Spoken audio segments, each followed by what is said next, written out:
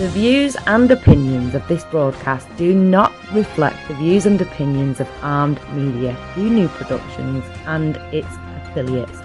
Enjoy the show.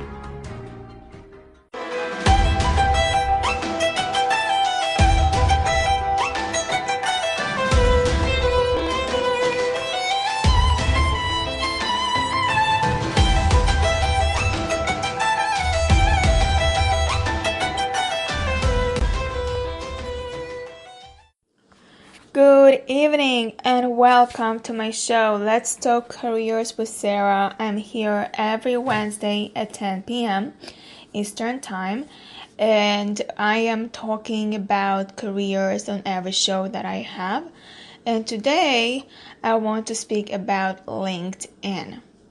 So, how to effectively market yourself on LinkedIn. So there are so many advice online, but in order for you to have an outstanding profile, there is other things that you can do. So if you are interested in transforming your LinkedIn profile into a marketing tool for attracting the right people, then you have to have a professional network compared to the other social network out there. But that doesn't mean that you can't get a little creative with your LinkedIn profile. Don't think of your profile or resume as a traditional dollar resume, but rather treat it as something like proper interactive platform where you can market your skills as well as your personality. And the right way of going about setting up your LinkedIn profile is to first plan out whom you want to target. What kind of an audience would you want to get noticed by? Just making a profile will never get you anywhere. So I had a candidate that had a profile that is exactly the same on the resume. And when I asked him for who he is targeting, because he's doing real estate and also he's looking to apply for accounting position. So I had to be clear with him as of what exactly you are trying to convey. I understand you want to work as a second job or you want to have a side hustle, but it's two different audiences, two different people. For a side hustle, you don't need hiring managers to look at your profile, reading it as a resume. And for the hiring managers, they don't want a dual resume. Profile. So what I explain is when you have two different audiences, your profile should convey that you are as a salesperson. You're trying to market yourself, your skills, your experience, not just your experience. It's about everything. So here are the tips that I want to say that are clever ways to market yourself effectively on LinkedIn. So let's dive in by going through the few tips. So first thing is express yourself. Do not make a profile consisting of bullet points and headers. Go all out when it comes to explaining your individual jobs and tasks. Tell a story, share an experience, and that will help you get your point across. Do not limit your profile to a boring set of routine tasks and responsibilities. Everybody has a boring set of taglines and pointers on their profile. Be different and tell your reader exactly what you had to do day in and day out at your job. Share your achievements and do not stand back when it comes to telling others about how you helped make a difference at your company department. So go through your profile's experience section and add in some useful information. Show your case study as an example. It's very common for headhunters to give priority to LinkedIn profiles that have case studies displayed as examples. A form of content marketing, putting up your case studies, really shows that you are serious about your professional career and is generally a very positive practice to do. Adding an experience of working on a case study can really boost up your profile. On your LinkedIn profile, the projects section is where you can put up all your previous work-related projects, presentations, theses, and case studies. Now you can add also rich content. By rich content, I mean like things you can present, like presentations, slides, images, videos, and other interactive content that is easily shareable and of value to the viewers. It, of course, also gives out the impression that you are a creative person who has multiple interests and is not afraid of getting out of his or her comfort zone. And take advantage by creating a SlideShare account. Upload a few presentations that you want others to look at and link it with your LinkedIn profile. Apart from that, you can record a few video testimonials from your ex-colleagues and upload it on your profile. Video testimonials are a great way to show your skills as well as what others think about you. And there is also a generic rule. Always make sure you go through the text of your profile. Make sure to check in all for corrections and spelling mistakes. Having a silly grammatical error in your LinkedIn profile can be extremely embarrassing and an instant turn off for whoever gets to notice it. So before hunting for a job, think about this. Am I in the right place? So that way you know if you are actually clear about what you do and who you want to target. This is amazing stuff that you have to really, really concentrate on. Assuming that you are happy at your work and you are not looking for a new job, LinkedIn profile has to be updated no matter if you're looking for a job or not. This is just showing who you are as a professional. It doesn't matter what your title is. It doesn't matter what position you are holding, how much money you make. It doesn't matter. A profile should convey exactly who you are, because a recruiter, even though you're not looking for a job, but a recruiter will find you and will want to work with you. Now, assuming that you are not looking for a job, however, you are looking to ask for a salary raise. So is your salary raise due since a long time? And is your boss not taking this matter seriously?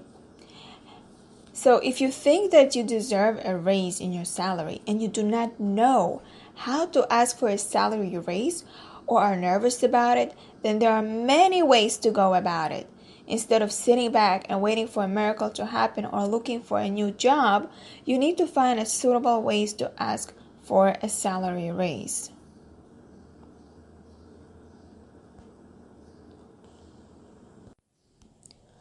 I always suggest that before asking for a raise, be prepared with what values you offer and show them examples on how you are an asset to the company.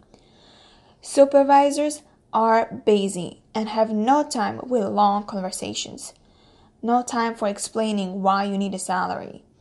So I recommend to write an email to the supervisor and CC the HR manager as well. The letter has to be professional and to the point. Personally, I'm very direct because I value time as much as they do, and I write letters concise and to the point. And the most unexpected had happened to me personally, that when I asked for a raise on an email, I was offered a promotion with a salary raise. So I believe that you are valuable and worthy for a raise, and I help others as well to write letters for that. This is just incredible. You have to know how to write and how to convey your message in a way that they will do as you ask them to do. So here is the advice on how to do it. First, you need to do a research on the salaries of other people in your field.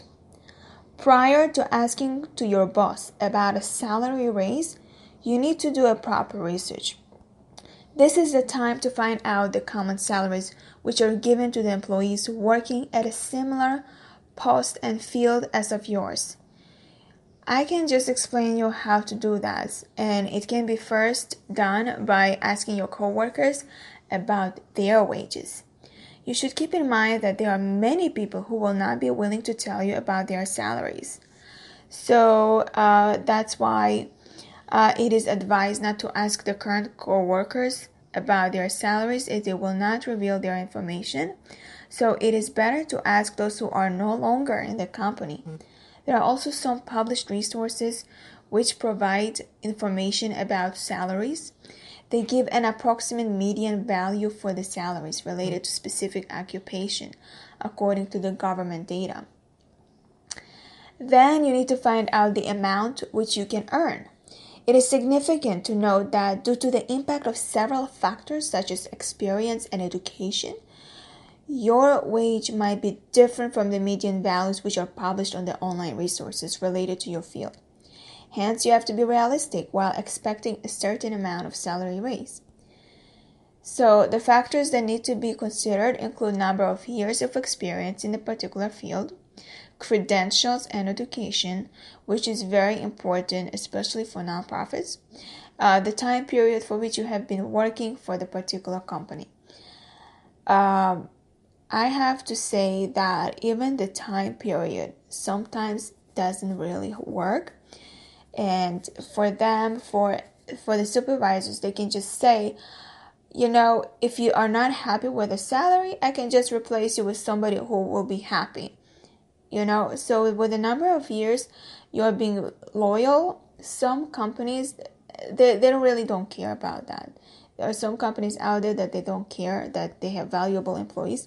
So you have to pass that and go to their pain points. What actually will they miss if you are not going to work for them? So another factor that can be considered is the location of your job, because the small towns usually offer lesser pays than bigger ones. Also, the next thing you should do is study about the financial situation of your company. You need to be very careful about the time period during which you are thinking of how to ask for a salary raise. Do not ask for it when you know that the company is going through a financial crisis or if there is a major uncertainty in the particular industry.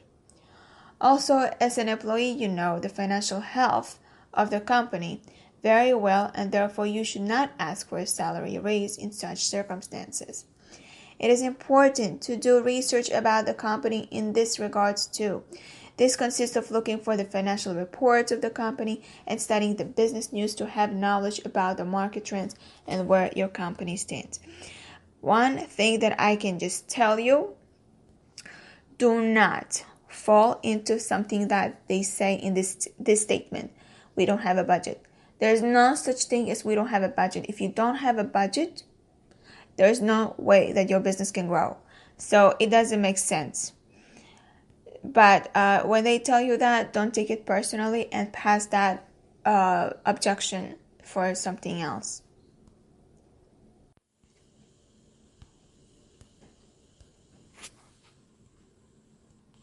Have you thought about how you are going to land your next six-figure position in 2018? How far along are you with preparations? Do you have a plan? The time to act is now. How much more successful do you think you could be if your executive LinkedIn profile generated double or even triple the number of quality job leads you are currently getting? How much closer would you be to finding that dream job if you were able to choose among multiple offers from potential employers? Learn how to take control of your job search by listening to my show every Wednesday night at 10 p.m. Eastern Time on Armed Radio, or message me on Let's Talk Careers with Sarah, and join my group, Let's Talk Careers Inner Circle, on Facebook to post any career questions for free advice. Now, another thing that I want to say, that if you are feeling that despite the fact that you tried your best to do to follow the tips that I gave you and you still did not get a raise, then I would just suggest you to start making career choices. So you need to reach the right career decisions of what exactly you feel that is going to work for you. So sometimes you are yawning in class or killing time at office, and the first thought that comes to your mind is, am I in the right place? And if you've been there, you need to be consciously figure out whether you are in the right career or not. And however simple it may seem, answering these questions comprehensively requires a deeper understanding of who you are and what you want. So it doesn't matter which step you are in life. Learning to choose the right career will simply simplify matters for you and your peers. Remember to always look at two aspects when solving a problem. What to do, that's a goal, and how to do it, that's a method. So there are 5 steps to reaching the right career decision. So I'm going to highlight that, and I'm going to explain to you that what kind of methods you'll be in much better position to sift through the prevalent jargon and direct your attention to the most appropriate career path meant for you. So let's see here. Step 1, tag yourself. Yes, looking more closely at yourself surely does make a difference. You must first understand who you are, what drives you, and what strikes a chord with you. How? Imagine there's no money, or you have so much of it that you don't care about it. What would you do? Think carefully, and the answer you reach is what you actually want to be, and that goal will effectively drive you since it strikes a chord with your heart. It doesn't matter how big your goal is. If you don't recognize it, you will never be able to reach it. Now start tagging yourself with strengths and weaknesses. What exactly are your strong points? Are you a good speaker, writer, a good programmer, or a good designer? There are endless tags you can use from your any field, any aspect of your life. If you want to cut the chase, use online personality tests to spell some qualities out for you.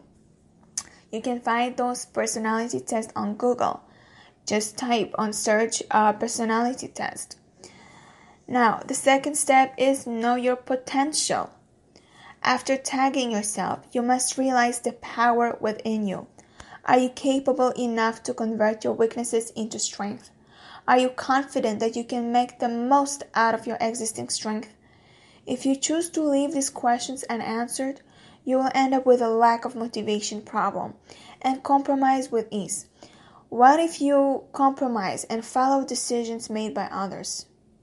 Rest assured, no matter how well your university, college, or company may be, you will never be able to fully relate to the problem from the core of your heart, since your heart lies somewhere else. So many students face a barrage of ideas not related to their studies during exam preparation. It is as if you want to go to New York, but your direction is towards Moscow. To sum it up, you must know that you have the potential to achieve anything as long as you are the one in charge.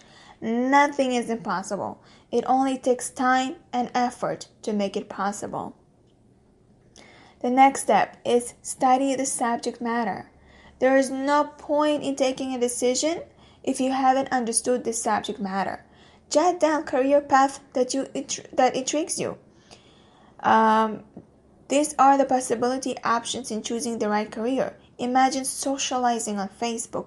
What are the things you are concerned with? They display picture, wall, friends, likes, and mutual connections, right? So the career path is a similar friend ready to socialize with you. Study the wall, which means latest updates, challenges, and applications in the field. The display picture is introductory videos and previews of the courses.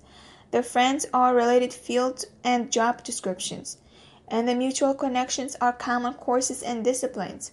And the likes, course contents, and outlines. Explore your YouTube education, the educational portal, and open coursework websites to study the subject matter. In addition, analyze the bullseye career posters and My Future to understand the unlimited possibilities. All of this you can find online. YouTube education, educational portal, and open courseware website. Now, the next step is consult the people. You don't need to make mistakes that have already been done in the past. Yes, if you make new ones, that may be a good learning experience. It's always best to consult people around you, your contacts.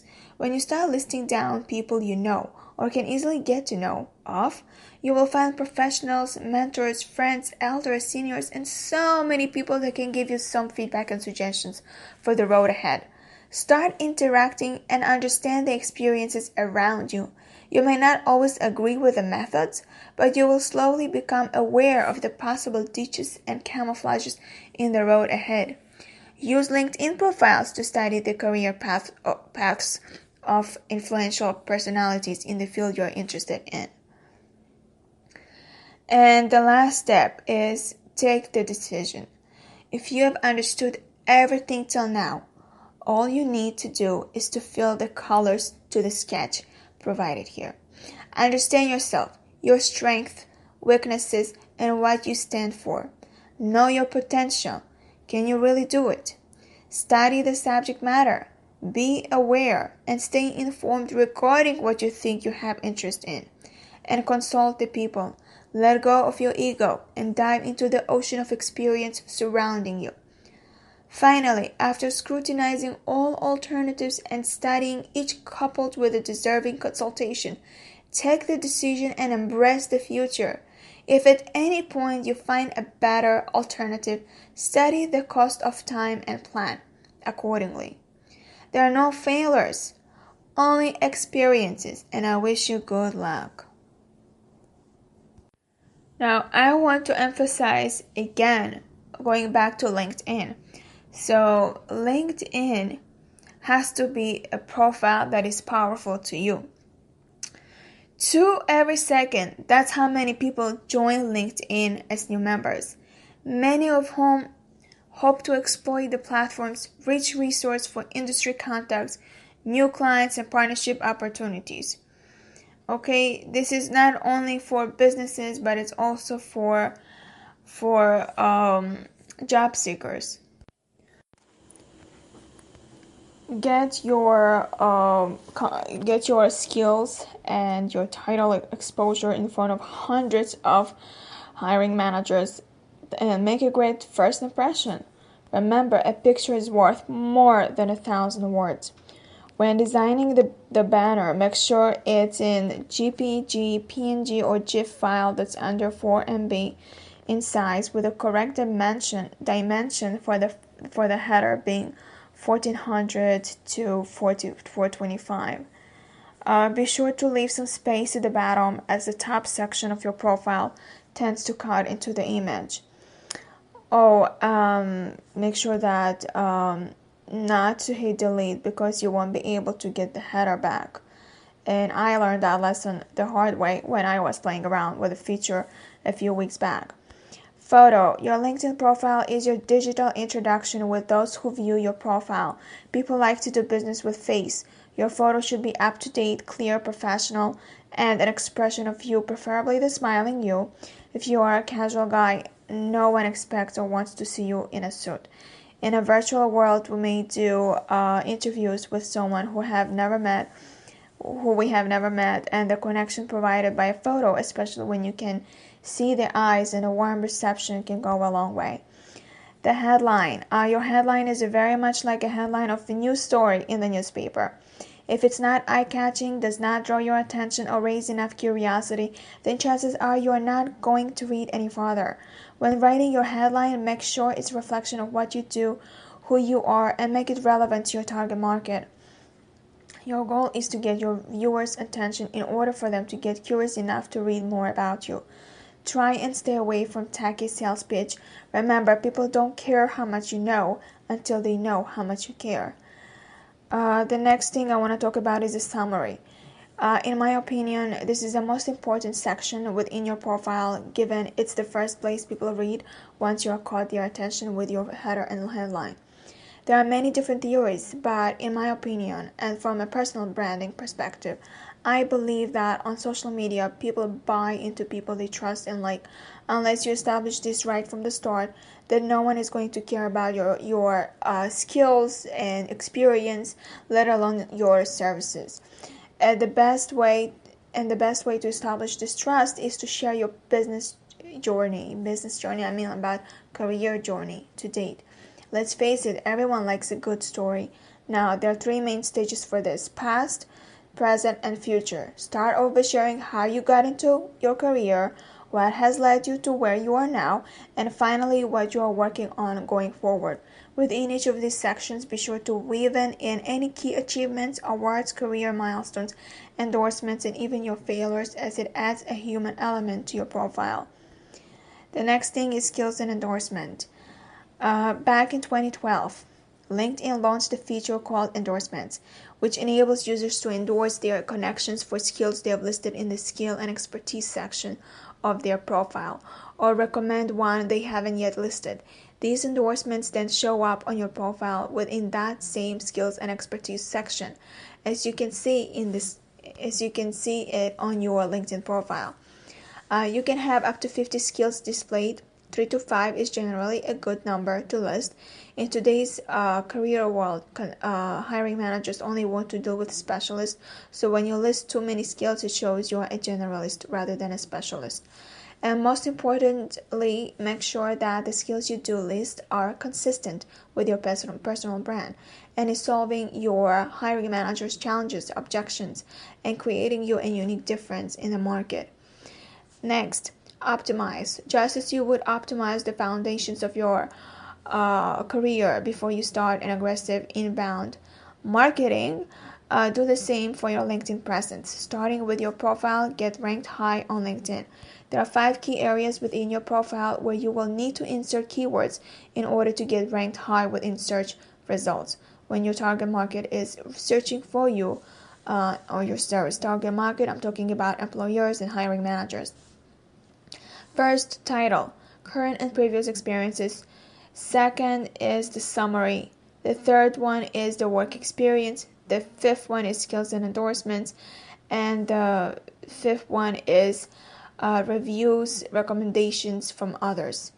By including keywords that people are using to find someone like you, you are ensuring that your LinkedIn profile performs well in search and that you will be found. The next thing is the layout. LinkedIn also enables you to reorder the section of your profile in any way you prefer.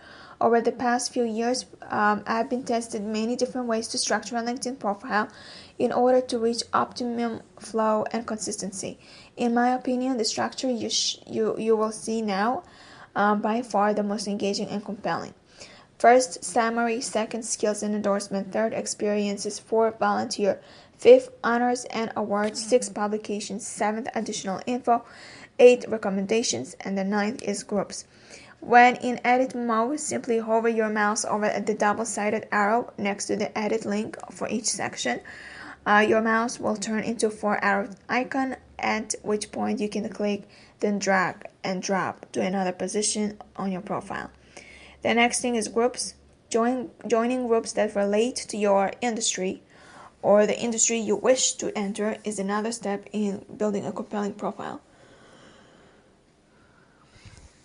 This not only helps you keep up with the industry news and advances, but group members may be the very people you want to do business with. And I'm saying in terms of business, building a career with.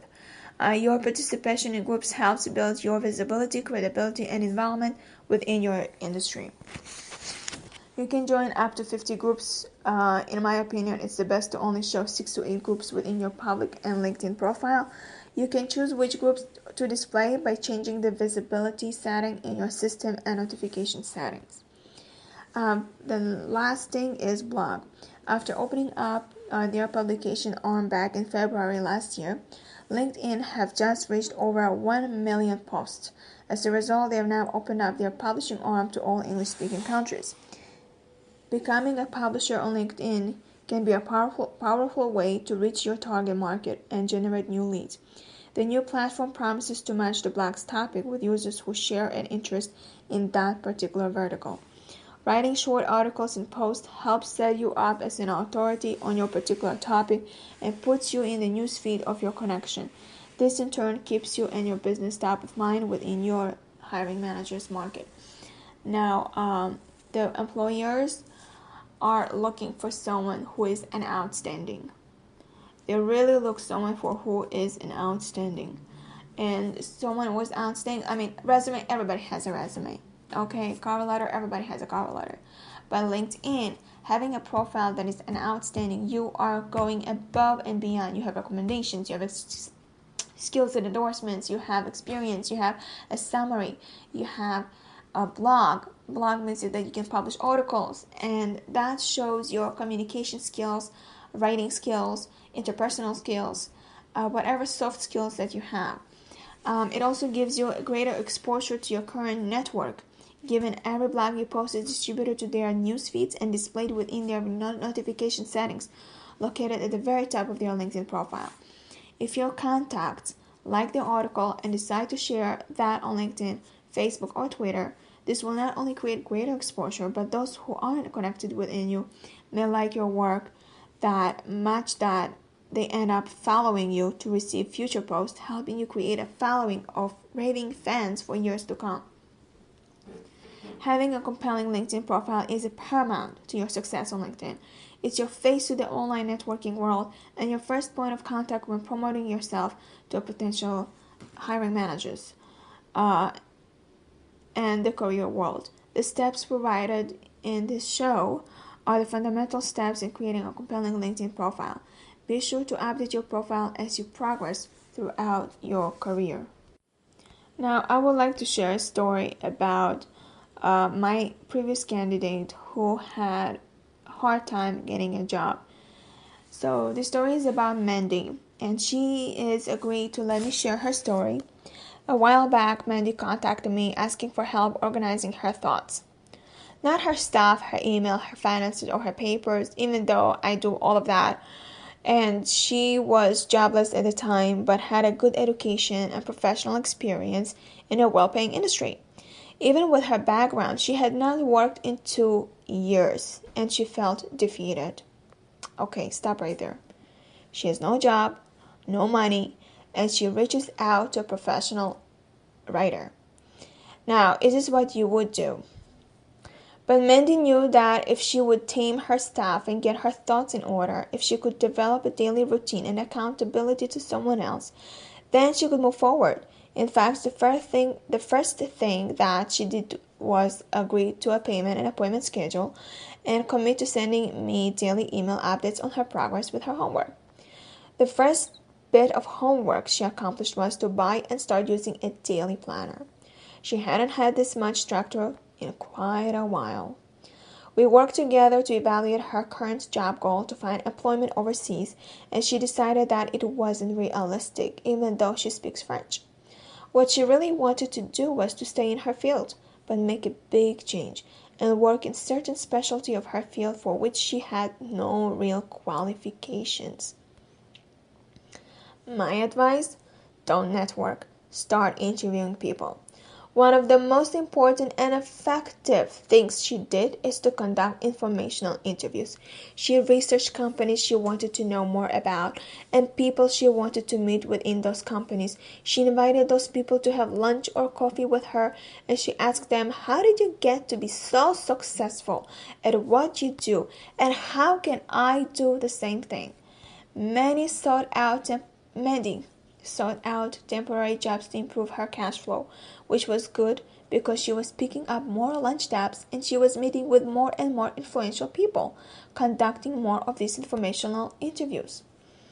In fact, she got so good at calling people she didn't know and asking for advice that she made the audacious call to a conference organizer to sponsor her to go to professional conferences so that she could meet even more successful people. And here is where it gets interesting. I gave her an assignment to write a 500-word article on the first conference that she attended so that she could stay focused and get the most out of the conference. She posted the article to her LinkedIn profile. One thing led to another, and she received offers from journals in her industry who wanted her to write regular articles for their publication. Her visibility improved on the internet. She always had interesting conversation material because she was meeting with influential people in the region, no longer just in her field, and her confidence improved. She went on an interview. She created a professional online profile on about.me, a free site. She went to another interview. She continued to write articles for the publications in her field. She started to have requests to connect on social media from people like university professors in her field who now regarded her as an expert in the field where she was not yet employed full time. Throughout the months, Mandy continued to pick up support like a job search group, a negotiating coach, even a professional photographer to help her with her online profile, additional advice from her family, and all of her new networking contacts. She landed a couple of very attractive temp jobs, which gave her some wiggle room on her cash flow. Even without a new job, she began to exude that confidence that people have when they are busy, useful, and working on some exciting project. Her exciting project was, that's right, her job hunt. I am leaving out a lot of interesting facts about Mandy's job search, but the bottom line is that she started her new position last month for a very well-paying job in her chosen specialty. There are a lot of people who are proud of Mandy right now, but none more than herself. It's still a month of May that shows the most important in your life, which is you. So show some love.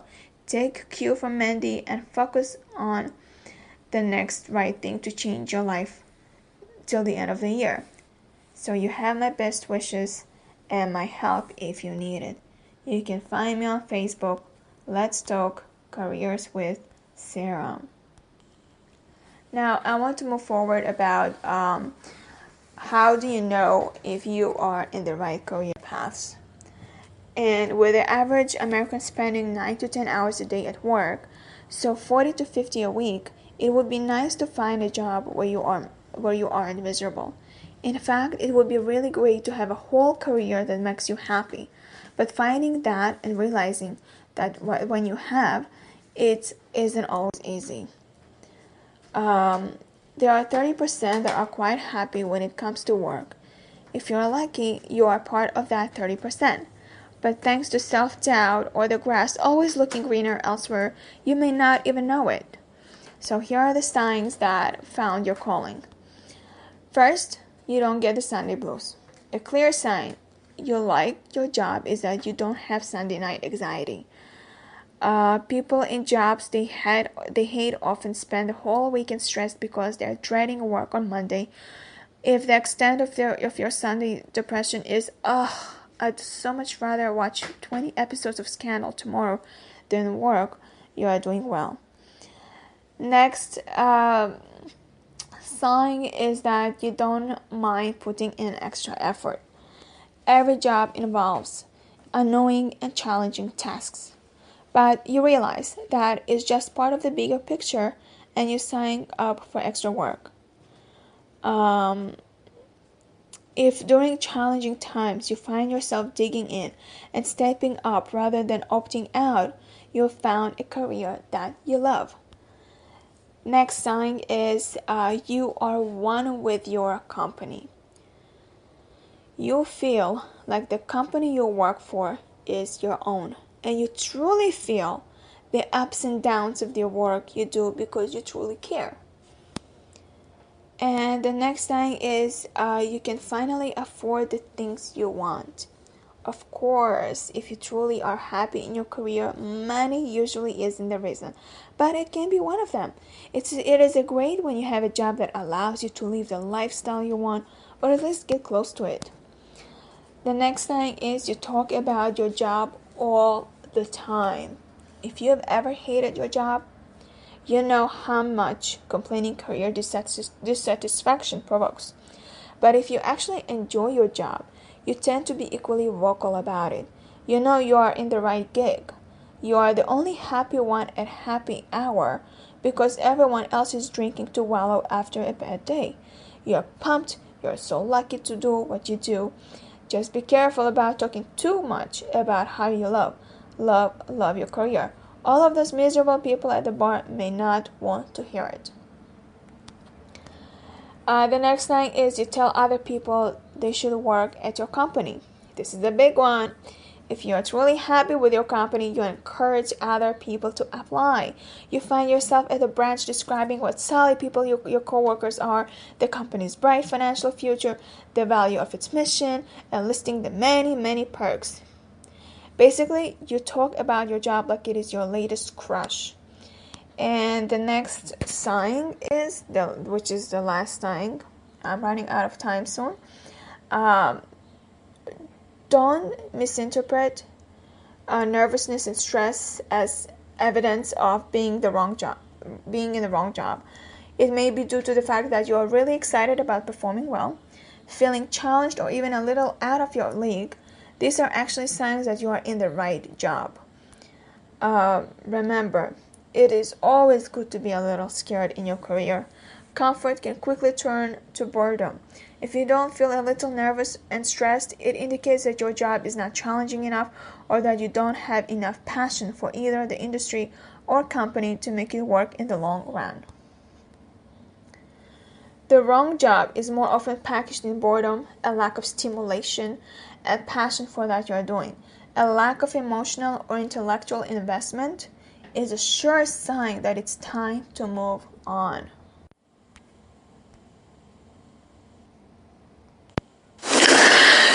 You are tuning in on Armed Radio and Let's Talk Careers with Sara every Wednesday at 10 p.m. Eastern Time. I talk about careers and job hunting. If you would like to ask a question or would like to hear about previous shows that you have missed, you can find me on Facebook at Let's Talk Careers with Sara.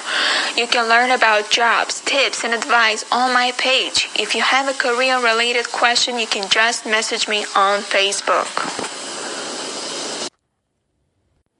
Now, assuming that you don't love your job and you are feeling that you need to go and get a new job, and all of a sudden you are receiving a call from a recruiter. Now, are you so flattered when a recruiter rings you that you forget to ask them critical questions? Every once in a while the phone rings and it's a recruiter on the other end. While you might not be interested in what he's offering you, you have to admit that it's flattering to get the call. Someone thinks I might be right for a job. Once you get past the initial compliment, though, you have to get down to the serious business of determining if you are interested. The recruiter wants to know about you, but before you turn over your resume, there are things you should know about him. There are questions to ask a recruiter, and one question to avoid is, I will let you know later in the show. The first thing is, what are the 3 main qualifications the recruiter's client, which is the employer, is looking for? This is the question that you need to ask. What are the 3 main qualifications the recruiter's employer is looking for? The recruiter probably has a 1-page laundry list of what the perfect person looks like.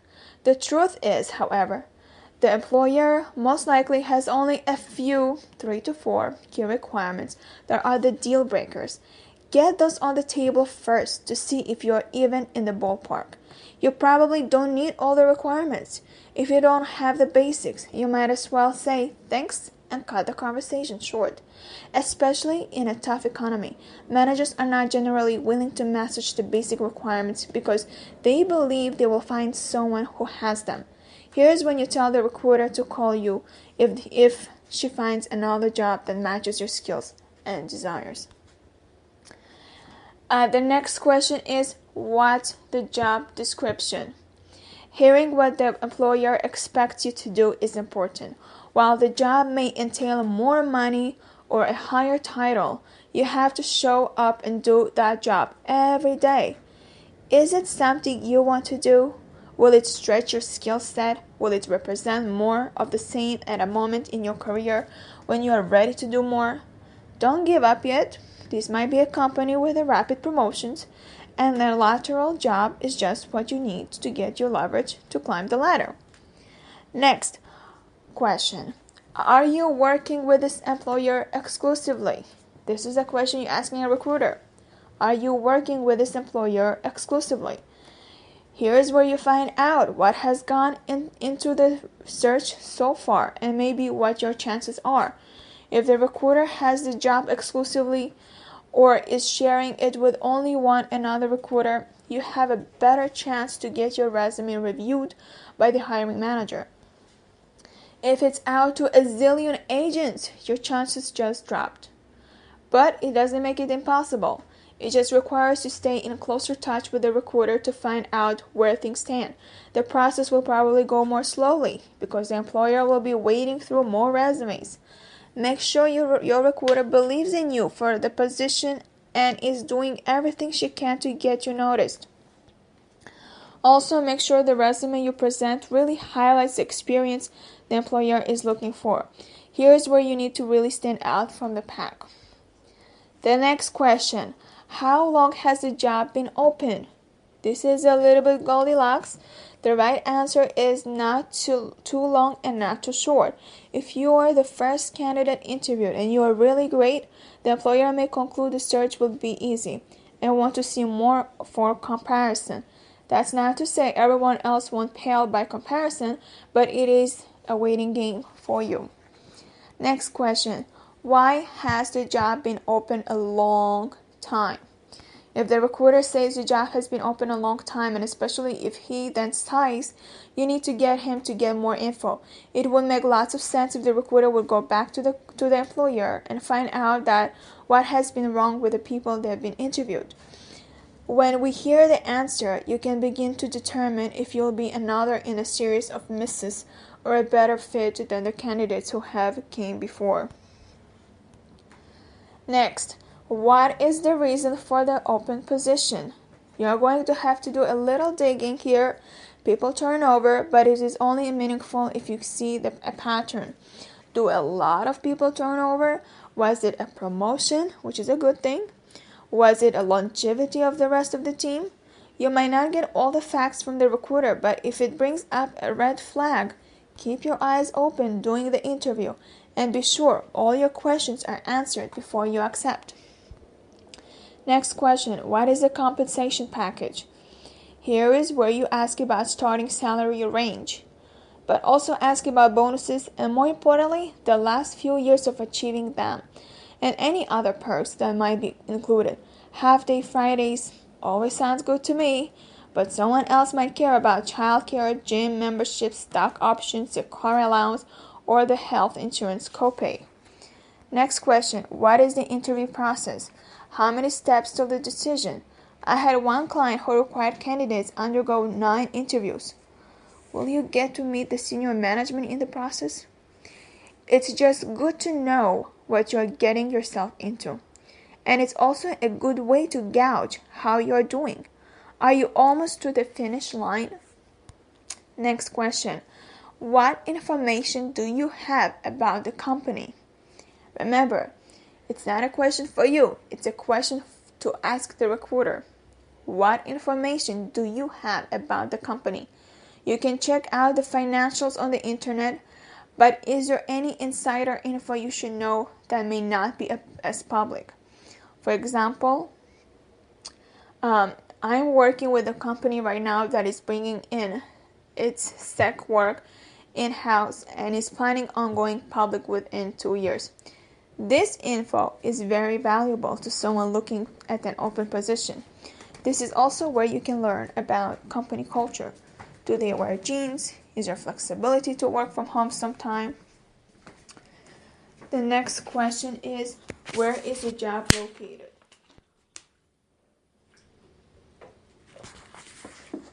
For example, Los Angeles jobs that are 8 miles from your home can mean an hour longer on the road.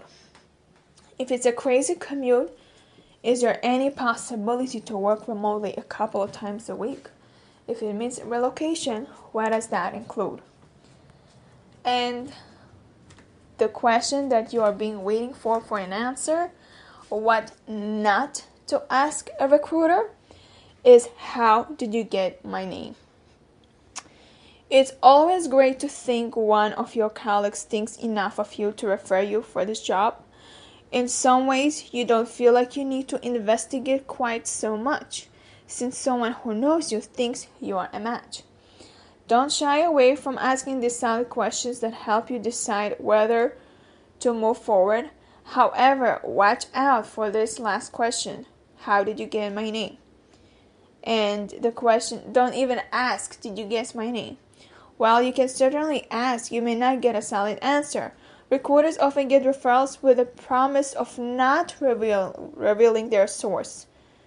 So let the recruiter slide on that one and make him work to give you great answers to all the rest. Now I'm going to move forward with those who have a job. Not a job. Those who have submitted a resume without even having a recruiter. Or even if you had a recruiter calling you and you still did not get a job and you're still submitting resumes. So here's the thing on how to follow up on the resume submissions. So how soon it's too soon to send an email or make a phone call after a resume submission? When does persistence becomes annoyance? You filled out the online application form, you press submit or send or upload. Maybe you got a confirming email, maybe not. Now comes the time of your discontent as the clock ticks, hours turn to days or weeks, and your thumbs grow weary from dwindling. If it's any consolation, etiquette experts get really miffed over candidates being left in the dark. It really frustrates me that the people who put these job postings onto online application systems don't use a simply batch processing type of thing to let the person know when the email comes in and what they can expect. And the problem for the person who is applying, the question of whom to contact and when, is you don't know what to expect. You're just wondering what happens next. Following up with a company after you apply is a critical step in the job search. And follow-up projects your level of interest and commitment to the position at hand. A call to the hiring manager can bring your name and resume to his or her attention and separate you from the hundreds of resumes still be reviewed while showing you understand the importance of timely follow-through. But how to follow up without being annoying or coming off as desperate? So I asked some hiring managers and career coaches and the etiquette gurus that advise on when to follow up after you have submitted your job application and resume and how to do so without committing a follow-up faux pas. So watch the close date. Okay? Close date on the job posting. Don't call or follow up before the posting has even closed. If there is a posting deadline, wait a week after the deadline to follow up to give the company a chance to sort through resumes and schedule interviews. If you follow up before this date or a day after the deadline, you come off looking impatient. And a week, which is 5 business days, is a good balance between giving the company ample time to take first steps but not waiting so long that they are likely to be deep into the hiring process already. Now the question is, what happens if there is no close date? So if the job posting doesn't provide a clear close date, and HR experts and career coaches generally agree that 1 week after applying is an appropriate amount of time to wait before you follow up.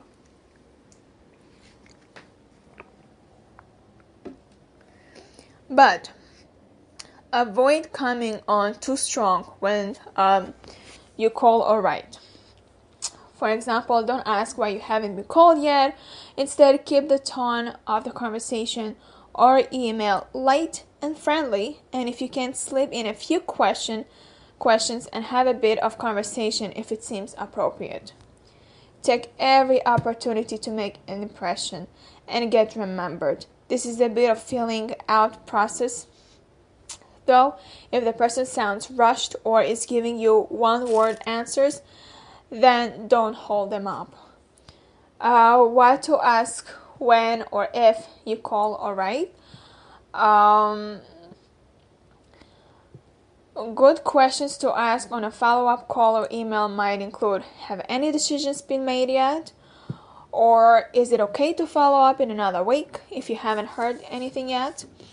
What's the time frame for the job acquisition process? What's the time frame for the hiring process? What technical qualification is the company seeking? And how to be annoying, let's say, is just no constant calling. So how not to be annoying? So no constant calling.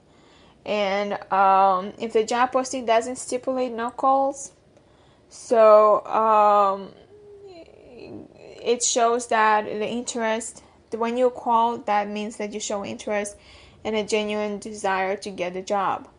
But the annoying factor that is one call is good enough, and the caller should definitely ask how to follow up before doing it again.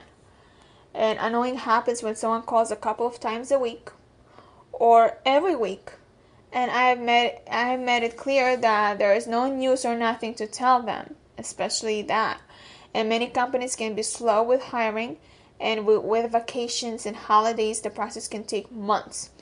Once I tell you to stop calling, stop, or I will make your resume go away. Okay? The next thing is no unwanted calls. Calling to follow up in itself can lift your resume to the top of the pile. And given how few people take the time to call about jobs they have applied for, with that said, it's a capital offense to call when the job listing states no calls. And in such a case, be careful of calling to find a person's name to follow up with. Post recommends one of the things you want to show us is that you know how to follow directions. Just be careful of that stuff. Read a fine print. So these are the ways that you need to follow up. This will make you a great candidate in how you can become the right person that fits for the job. I'm running out of time, and I would like to say thank you for being on my show tonight with me, for listening to my advice and tips, and I will see you next Wednesday. You are tuning in on Armed Radio and Let's Talk Careers with Sara every Wednesday at 10 p.m. Eastern Time. I talk about careers and job hunting. If you would like to ask a question or would like to hear about previous shows that you have missed, you can find me on Facebook at Let's Talk Careers with Sara. You can learn about jobs, tips, and advice on my page. If you have a career-related question, you can just message me on Facebook.